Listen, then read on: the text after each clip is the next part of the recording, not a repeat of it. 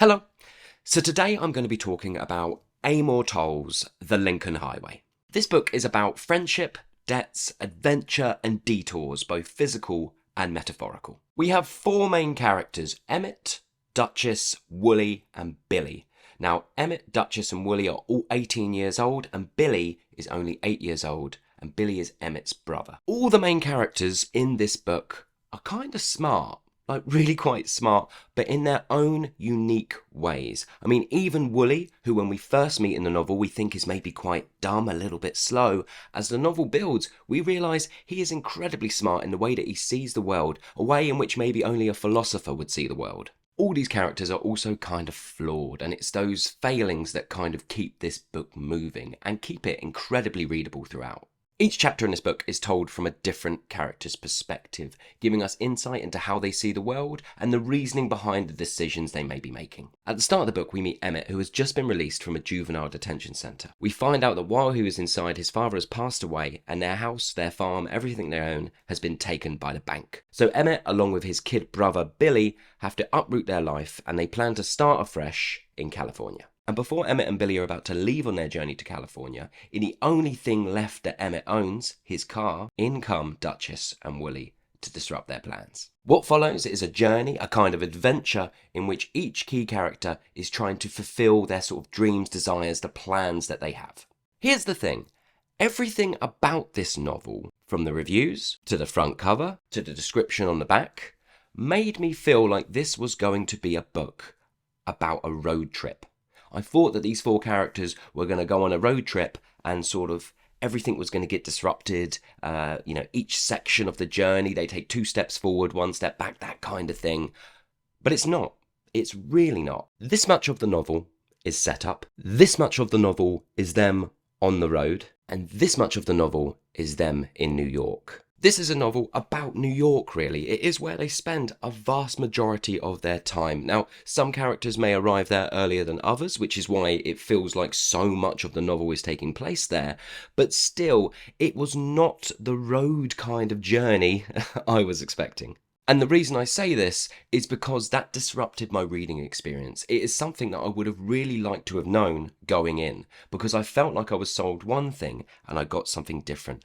And I really enjoyed the other thing that I got, but I wish I had known what I was going into. It would have made me sort of sinking into this book a little bit easier. We also have around 4 side characters, and we also get chapters from those characters' perspectives. And I think structurally, the way those kind of perspectives come into the story is used in creative and really playful ways. The prose is really delicious and it flows incredibly well. However, it does go on massive descriptive detours and it takes its time. It is building a picture for you.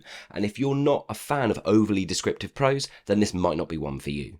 The 4 main characters are incredibly well rounded, to the point that I was able to predict how their specific personality might interpret or might deal with or handle any given situation. And as different situations arose and I knew I'd be getting different perspectives of the same scenario, I began playing a game where I was predicting, how will this character react to this moment? What will they do? What will their reaction be? And actually, because the characters were so well rounded, I was able to kind of not guess and always get it right, but really have a nice idea of how things might play out. And for me, I actually really quite enjoyed that part. The characters are also just so incredibly fun to read. Plot-wise, this book is a little bit all over the shop, but that is kind of the point. I think you're either going to enjoy it for the massive detours that it takes, or you're going to get frustrated by it. At times, I was a little bit like, oh, come on, can we just get this moving? Can we keep this going? But then once I sort of sunk into the style of it and I knew what I was getting, I started to just get on board, and actually I didn't mind it. I started to quite appreciate the rambling nature of this book. Now, I can't tell you really how I felt about this book without telling you how I felt about the ending. And I'm a little bit unsure on whether telling you my thoughts about the ending is going to spoil it or not. I'm not going to say anything that happens in the ending. I'm going to give you no details whatsoever. But there's a part of me that feels like if I tell you how I felt about the ending, will that make you not want to go on the journey? I don't know. But either way, I will tell you that for me, this book and the journey it took throughout was 4 stars. I thought it was excellent. I really enjoyed it. The characters are all unique, playful. You do need to suspend your disbelief in moments, but that's part of the magic of the writing and the journey and the adventure they're going on. However, the ending changed things for me. And that's all I can kind of really say. It was a 4-star book, and then the ending, it changed things and it became a 3-star book. So now I'm going to talk about, yet again, still no details, but I'm going to talk about why I felt like this book dropped at the very end. So if you don't want to know anything, even though I'm going to give no details away, please sort of switch off now. For those who are switching off now, I will say I really enjoyed this book. I really enjoyed it. And I've been playing a game with myself and I still haven't decided whether the journey trumps the ending that we got. And I think it does a little bit. I really enjoyed going on this journey. So I would say still pick this up if you're a fan of Amor Towles or you're a fan of those adventure books where 4 young people are out trying to achieve something. So the ending. It felt incredibly incomplete. There was many side characters which things were set up. Time was taken with them. Lots of time was given to them. And it wasn't rounded up at all. We were given no clarity, really, on what happened to them, where their journeys took them. And I felt like if you're going to take that much time in building those characters, introducing those characters, making me like those characters, then let me know what happens to them.